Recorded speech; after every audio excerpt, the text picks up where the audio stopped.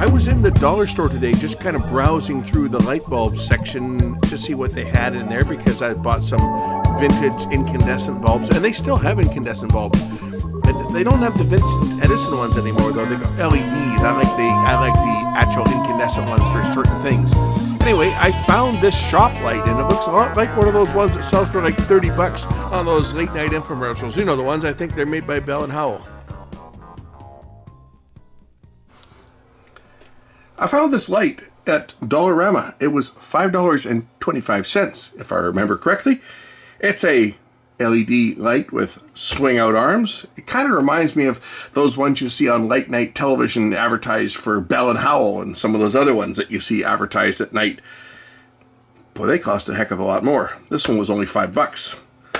Let's take a look at this unit here. Like it even gives you you can even swing out one so you can see what it looks like without opening the package. But let's take a look at the specs on this before I open it up. We're going to open it up together and see how it looks. I'm going to put it in a fixture over my bench because I've had some more LEDs burn out. So I'm going to throw it in right over top of my workshop over my bench here as a bench light. And if it works, I'm going to get more of them. So here's our specifications. It says 3,500 lumens is what this light is going to put out. And of course it just screws into a regular light fixture.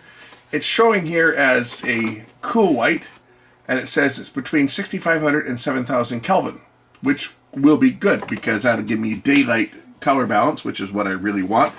And it says, you know, garages, workshops, porch, attic, storage rooms is what they suggest it for.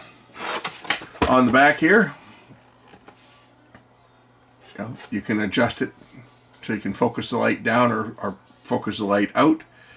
Ultra bright cool white, temperature 65 to 7 Kelvin, 3,500 lumens outputs. It draws 27 watts, and it says for use in medium base, designed for a light switch only. So in other words, it's not a dimmer, or not designed to operate on a dimmer. And they say 50,000 hours is the rated life. Let's open it up. I have just a tool for this, because I, like everybody else, get frustrated with the packaging that they put onto a lot of these new products. It's just impossible to open. You basically have to cut it to get in.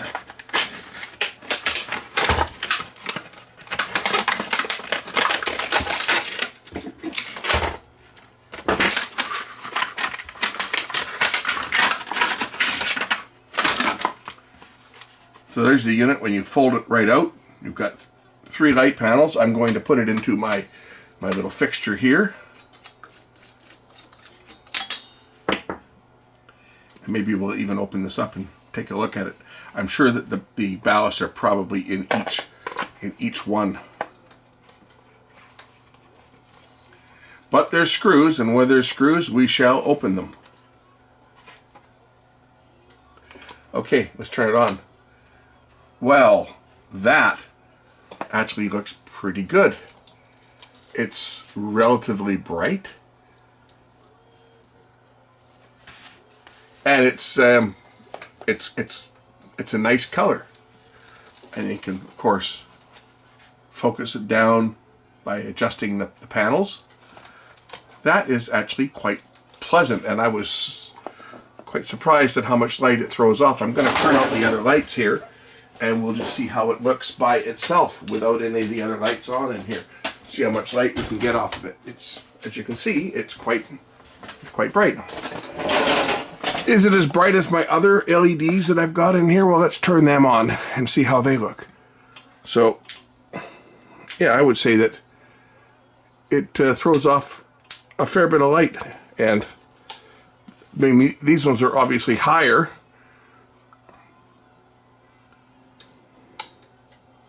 But it looks good. Excellent. So far, so good. And color temperature wise, it's good. It's a nice, it's almost a full spectrum. It has screws, so we're going to unscrew it and see what's in here. I don't think there's any electronics in the, maybe I'm wrong, maybe there is electronics in here. But I would think that the electronics are probably in each light, and these are probably just connected to the mains, but we'll find out.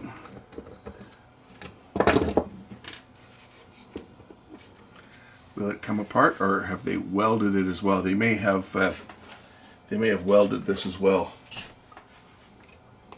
Nope, it didn't. And that's, well, is that a ballast? No, I think this is just the lights. Yeah, they're just. Is that a dropper? Maybe it is a dropper. Let's just take a look and see. Yeah, it looks like the dropper is right here. I see some components on there. Let's take a look and see what components are on here. I see a capacitor for starters. So I'm not putting my fingers in there because it's probably still charged to some degree. But what do we have on the base? So obviously these would not be waterproof. You would not want to put this outside. What do we have in here? We have a rectifier, and we have a capacitor, and we have I guess this resistor is probably just a discharge. Got a fusible resistor, a varistor, to take up some surges and so forth. One full wave bridge rectifier and one capacitor, and it's going to send. It's a high temperature cap. What is the size of this? It's 33 microfarads at 200 volts. So it's sending the full, it'll be about 170 or so volts going to each of these. So let's put this back in.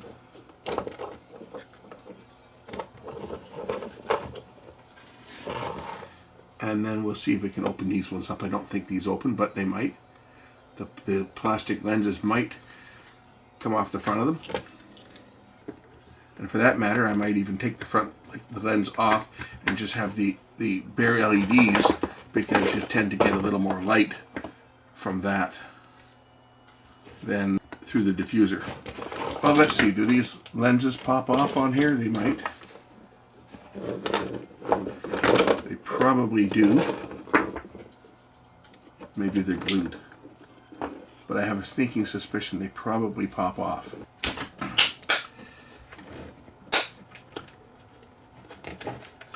We will get into this, don't worry. It might not go back together, but we will get into it. Because that's what we do. We tear things down to see how they're built and whether I think it's any good or not. I mean, I like the output of this. It looks good.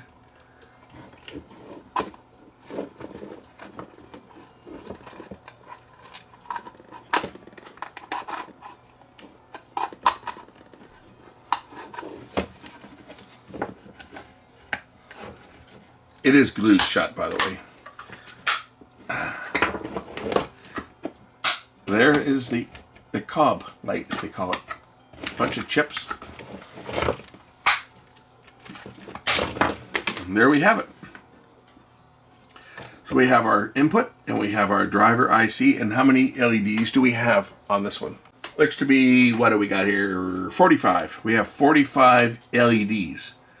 So we have in grand total, what's that? 135? 135 LEDs. That's not bad. $5.25. Yeah, I think we did okay on this one. And I wonder how they look if I compare the light output with and without the cover. Because it's going to go up on the ceiling, I may be better to remove the plastic covers from all of them and see how the light output compares. If I could only get this to screw in here and light them up. Okay, let's take a look. I think you probably get more light from the bare lights than from the diffuser.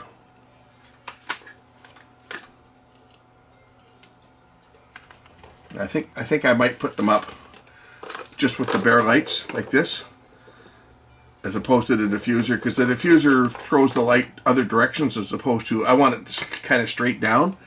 So I think I might remove the covers from the other ones and put them up. I mean, the covers can snap back on, but I think I might just do that and put them up into my fixture, because I think I might be able to get a little better light out of this.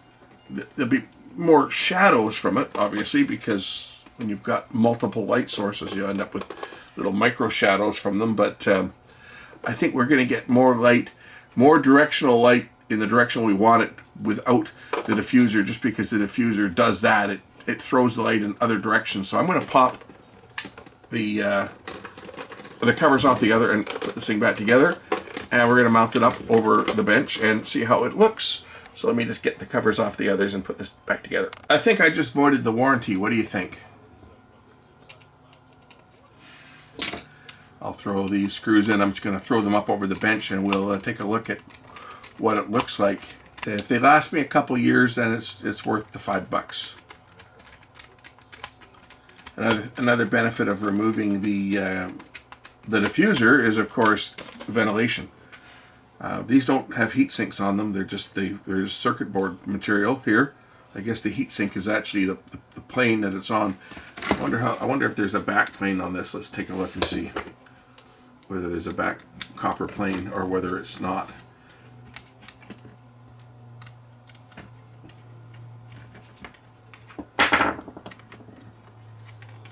Okay, so there is a heat sink on here. There is a radiator, although it's not going to radiate into much because it's mounted to plastic. But having the covers open will at least allow air to circulate around, which should keep these cooler rather than have them cooking in a enclosed case. So that should help dissipate the heat a little, and hopefully will extend the life of them. Well, there's the bench eliminated. I got to get more of these. I think these are going to be great. I'll show you them up at the ceiling here. There it is. And as you can see, I've got it's an old bathroom light bar I just found.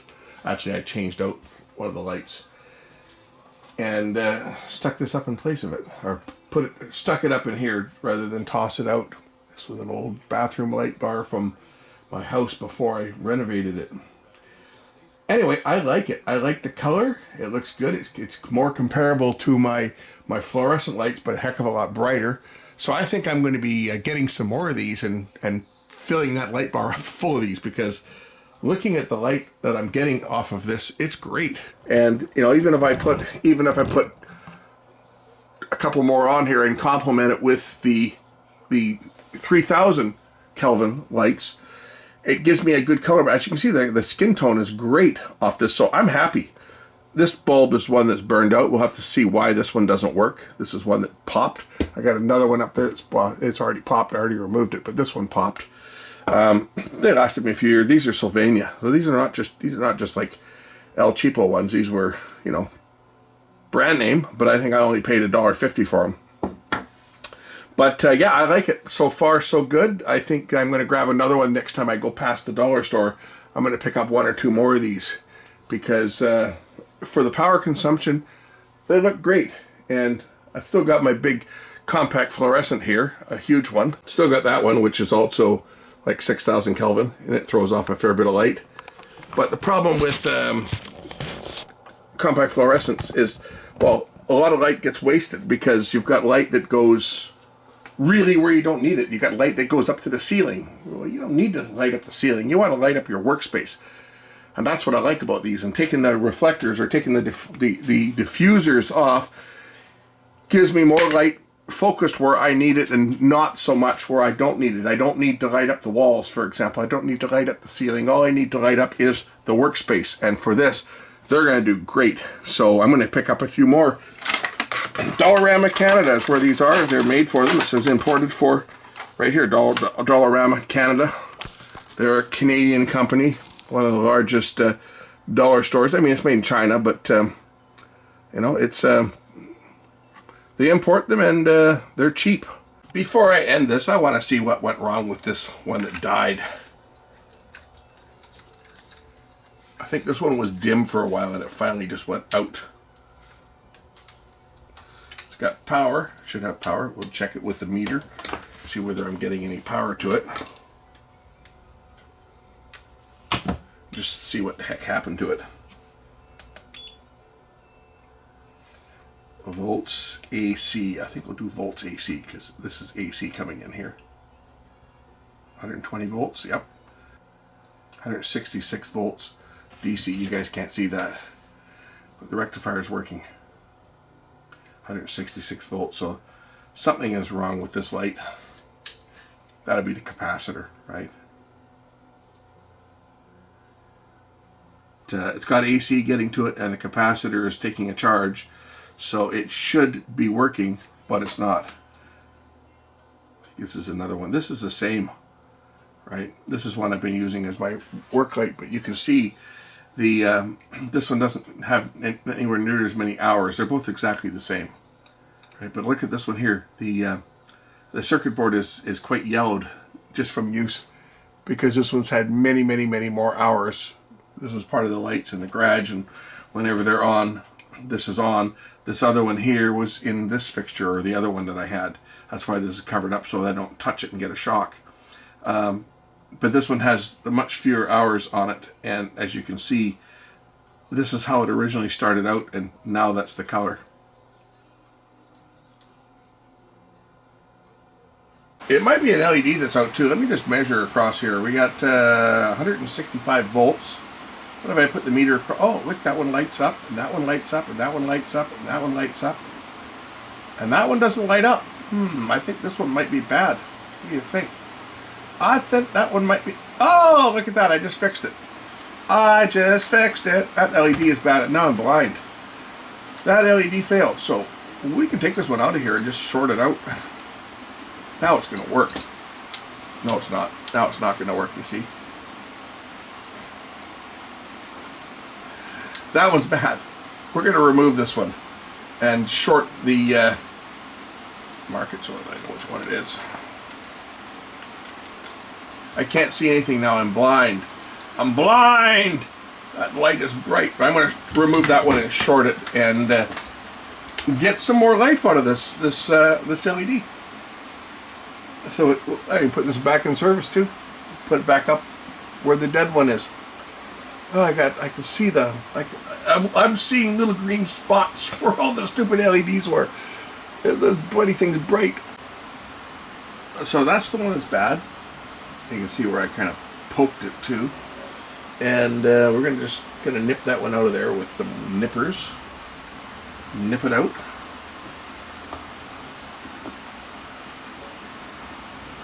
It's funny, you know, I had a Philips, it was expensive when I bought it. It was really expensive. It was probably 30 bucks. And I did a video on this years and years ago. You can look it up. But it was a daylight one. And it went dead. And it was one LED that was bad. I shorted it. That light is in the light over my sink. And it is used every day. 3-4 hours a day. It gets tons and tons of use. And it's been fine ever since I eliminated the dead LED and just put a jumper over it.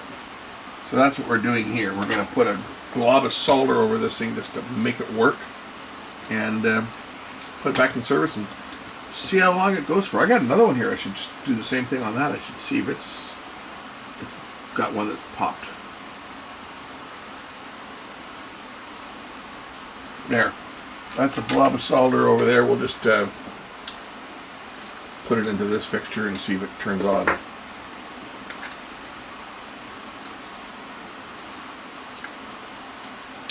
And it turns on. -1 little LED. I got another one here. We'll just, while we're at it, this is another one. Same brand, same light. Another Sylvania. And we'll see what this one's doing. Power. Oh, this one's dim. This is the one that was dim. So I think probably on this one it's probably maybe one of these. Maybe one of the resistors has gone bad. We'll just measure the resistance on these resistors here. Or the IC may have gone bad.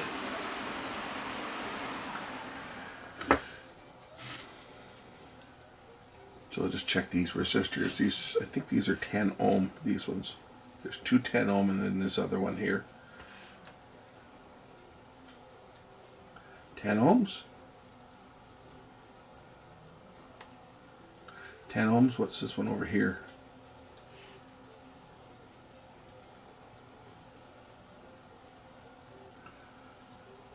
$190K, 194K. What does that measure on the other light over here? We'll just do a comparison.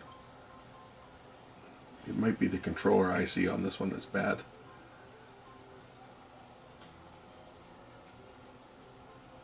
$220K.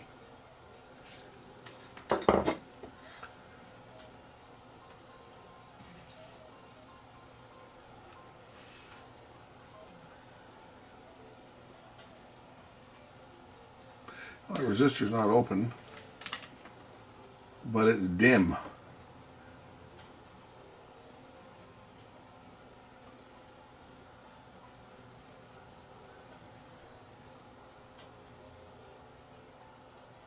Could be the constant current source on this has gone bad. More than likely it's the IC on this one that's gone bad, so we won't be doing much on this. I'll put it in here and we'll just oh, what the heck? Now it's working. Okay. Maybe a connection on that resistor. We'll just reflow it. Now it works. It's the same one. This is the one I just removed the dead LED from. This one here has not turned as yellow as the other one, but it's now working. So it must be soldered. It must be a connection on one of these resistors. So, and just putting the probes on it corrected it. So I'm just going to throw some solder on here.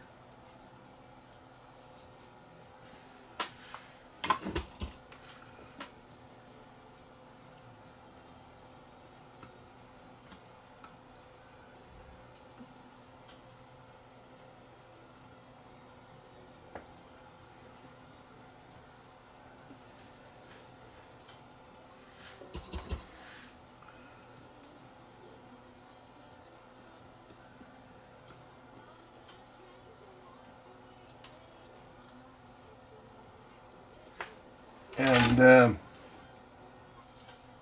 see if it still works.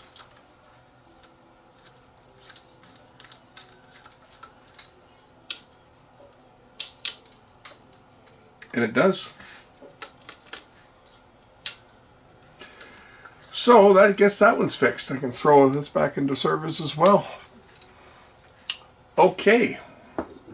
Now I have a couple of working lights that I can use for on the workbench. There's the light I just fixed. Of course, I've got this one, and I've got all the others that I can turn on to really make this place bright. Because there's nothing like having a bright workbench when you're working, and that's lots of light now. I think that'll do it.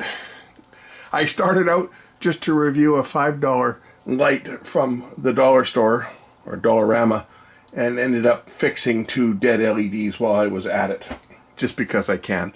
Thanks for watching. We'll catch you in the next one. Bye.